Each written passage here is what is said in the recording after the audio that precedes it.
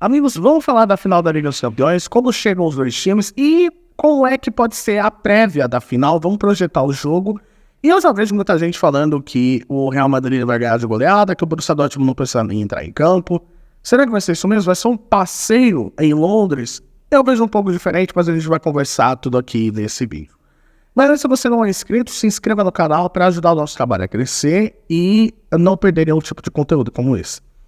É óbvio que você pegando os dois times, não só pelo peso da camisa da história, mas pegar o ciclo da competição em si, você vê que o Real Madrid ele tem grande favoritismo sobre o Borussia Dortmund. Eu não diria nem 70-30, mas eu diria uns 65-35, porque 70-30 numa final eu acredito que é muito. Porém, você vai pegar a diferença de dois times. São duas equipes que chegam na final em circunstâncias diferentes. O Borussia Dortmund, ele entrou na Liga dos Campeões como um time que você não apontava que ia chegar nas quartas de finais, nem na semifinal, muito mais na final. E muita gente não acreditava nem que o Borussia Dortmund ia passar de fase, porque a gente está falando de um time que enfrentou o grupo da morte. O grupo do Borussia Dortmund tinha PSG, Milan e Newcastle. E lembrando que naquele momento, quando foi sair do sorteio, o Newcastle era a sensação, porque ele termina a Liga dos Campeões, ele termina a Premier League de uma forma inédita, indo para a Liga dos Campeões depois de sei lá quantos anos. Então era um time que estava muito bem rodado, era um time muito bem ajustado. E o Borussia ele foi ganhando corpo durante a competição. Ele começa a Liga dos Campeões perdendo para o PSG, mas você vê que ao longo da competição ele foi crescendo. Inclusive chegando no último jogo da fase de grupos, empatando com o PSG com condições de ganhar, e ele termina como primeiro. Então assim, você vê que realmente tem uma equipe que cresceu ao longo do campeonato. Porque se você pegar o contraste com a Bundesliga, o Borussia Dortmund foi muito mal na campanha do campeonato alemão. Muito mal em questão de projeção em relação à camisa. Porque em relação ao time, ele ficou ali dentro dos padrões, mas você nunca vai botar dentro da Bundesliga o Dortmund como quinto colocado. Porém, você pega esse time virando a chave numa competição como a Liga dos Campeões, aí você vê que nas oitavas de final ele pega o PSV, ele era favorito, fato. Mas você não dá o favoritismo para o Borussia Dortmund contra o Atlético de Madrid, muito menos contra o PSG. Tá? Muita gente já pensava, inclusive eu, que o Borussia Dortmund já seria eliminado contra o Atlético de Madrid, e não foi o que fez. Ele consegue uma reviravolta no segundo jogo absurda, conseguindo fazer vários gols. O que é difícil fazer no Atlético de Madrid, a gente está falando de uma das melhores defesas do mundo. E você pega contra o Paris Saint-Germain, anulando principalmente Kylian Mbappé, e você vê que é um sistema defensivo que ficou sólido, que ficou extremamente qualificado para ele conseguir anular certas chaves e certos caras que vão fazer a diferença nos times. Ele conseguiu anular Griezmann, ele conseguiu anular o Morata, por mais que o Morata conseguiu fazer gol. Mas o Morata não conseguiu fazer muita coisa, e você vê que ele conseguiu anular o Kylian Mbappé. Então você vê que é um sistema defensivo que sabe o que ele quer e que ele tem plena noção daquilo que ele está fazendo. Então o Borussia Dortmund chega como um time que vai se postar na defesa e ele não tem medo de ficar com pouca posse. Porque se ele fez isso contra o Paris Saint-Germain, ele vai fazer isso contra o Real Madrid. Então nós vamos ver um time se defendendo muito bem, voltando para uma bola. Eu não acho que o Borussia Dortmund vai chegar como um franco atirador, tá? Então a gente está falando de um time que ele volta a ter os seus tempos áureos em relação a uma competição europeia. Já virando a chave, indo para o Real Madrid, a gente vai ver que o Real Madrid é completamente diferente.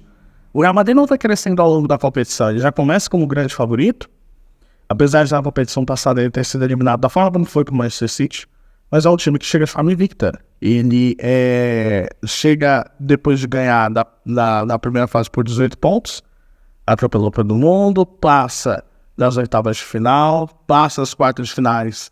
Ele pega o Manchester City, que o Manchester City, na minha opinião, era favorito, e ele consegue sobreviver, ele consegue fazer um jogo muito inteligente, ele mostra o poder da camisa, ele mostra que ele é um time imorrível. Na semifinal contra o Bayern de Munique é a mesma coisa, ele vai mal no primeiro jogo da Allianz Arena, e no segundo jogo ele vai muito bem, a ponto de conseguir fazer a partida como fez, da forma como foi também. A gente vai ver o Real Madrid tendo muita posse de bola. Por quê? Porque apesar do mando de campo ser do Borussia Dortmund, o Borussia Dortmund não vai ficar com a bola. Então a gente vai ver um Real Madrid que está acostumado também, quando ele é mandante, quando ele tem as ações do jogo, ele sabe se virar muito bem. E diferente do jogo contra o Paris Saint-Germain, no caso para o Borussia, trazendo problemas para o Borussia, o Real Madrid ele tem muito mais ferramentas para ele conseguir se livrar dos problemas que podem surgir. Porque o Paris Saint-Germain, o Borussia, ele estava preocupado em marcar praticamente um cara. A gente está falando do Mbappé. E o Real Madrid já tem muito mais ferramentas para isso. A gente está falando do Vinícius Júnior, que pode ser o melhor do mundo. A gente está falando do Bellingham, a gente está falando do Rodrigo. A gente está falando do Brahim Dias também, que foi muito bem. Ele está entrando muito bem na partida. A gente está falando do Rosselu, que foi fundamental na vitória contra o Bayern de Munique, fez 2 gols. A gente está falando de Toni Kroos. A gente está falando do Modric, que pode ir no banco. Enfim, a gente está falando de uma porção de jogadores. Fora, por exemplo, o Rudiger, que foi muito, muito decisivo. A gente está falando do Carvajal, que também custou a pisar muito na área. O Valverde nem se fala. Então, a gente está falando de um time muito bem estruturado, muito bem colocado, porque é isso que o Ancelotti ele consegue fazer. E o que eu espero? Eu espero o Real Madrid dominando a partida desde o primeiro minuto, tá? Eu espero o Real Madrid tendo muito mais posse, eu espero o Real Madrid tendo muito mais finalização. E, pra mim, não vai ser uma barbada pelo fato do Borussia conseguir se entregar, não só pelo fato defensivo. Ele vai se preocupar muito bem em marcar os 2 pontas do Real Madrid.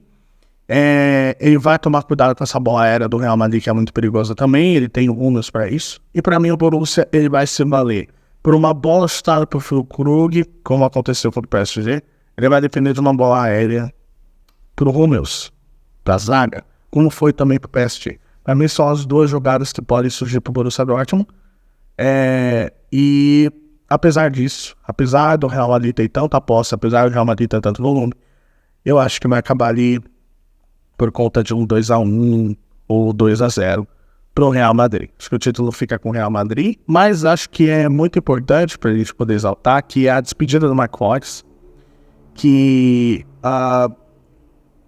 pode ser um pouquinho chateado pelo fato de eu acreditar que o Borussia ele vai ficar com o vice-campeonato, mas é um cara que marcou com a camisa alemã, é um cara que marcou história no clube, e raramente a gente tem um cara que consegue ficar tanto tempo assim no time, fazer história como ele fez.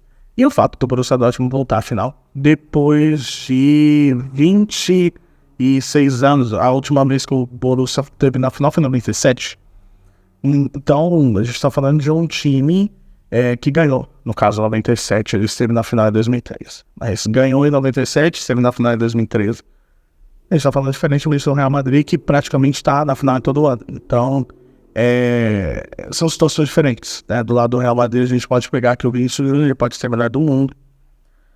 Então, a dupla brasileira fazendo história, o Bellingham encontrando o seu time. Então, tem várias nuances, tem várias coisas legais que a gente pode tirar desse jogo. Mas o importante é que a gente vai ver um bom jogo de futebol. Também vai ser uma defesa contra o ataque. Mas para mim, o Real Madrid sai como vencedor. Eu quero saber a sua opinião. Deixa aqui nos comentários. Não se esqueça de se inscrever, beleza? E tamo junto. E até a próxima. Valeu.